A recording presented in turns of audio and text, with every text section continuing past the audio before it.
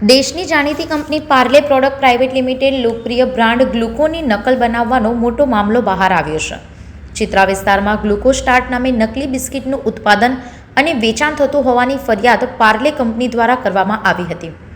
આ મામલે દિલ્હી હાઈકોર્ટના આદેશ બાદ લોકલ કમિશનરની નિમણૂક કરવામાં આવી હતી, જેના આધારે આજે કંપનીના પ્રતિનિધિ, લોકલ કમિશનર અને પોલીસની ટીમે સંયુક્ત કાર્યવાહી કરી તપાસ હાથ ધરી છે. તપાસ દરમિયાન 8 લાખ રૂપિયાથી વધુનો શંકાસ્પદ માલ સીઝ કરવામાં આવ્યો છે. પાર્લે કંપનીના કાનૂની સલાહકાર એડવોકેટ વિજય સોનીએ જણાવ્યું કે હાલ સંબંધિત કંપની પર સ્થગિત આદેશ આપવામાં આવ્યો છે અને કેસની આગામી સુનાવણી 17 ફેબ્રુઆરીએ રોજ રાખવામાં આવી છે. मेरा नाम एडवोकेट कैलाश भोईर है. हमने ये सूट फाइल किया था ग्लूकोमार्क के लिए. उस रिलेटेड ही हम यहाँ पे विज़िट किए हैं.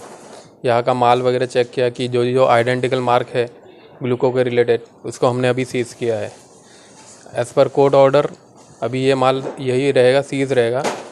और फिर फरवरी को जो डेट दिया है हमने, कोर्ट ने हमको, तभी हम अपीयर होके, डिफेंडेंट अगर अपीयर हुए तो ठीक है, उसके आगे की कार्रवाई जो जारी रहेगी. लेकिन डिफेंडेंट को उनका पक्ष रखने के लिए फरवरी में जो तारीख दी है तभी उनको अपना प्रेजेंट रह के अपना जो भी है पक्ष रख के डिफेंस लेना है. ભાવનગરથી અમીન પાયક સાથે અભિપ્રાય ન્યૂઝ વડોદરા.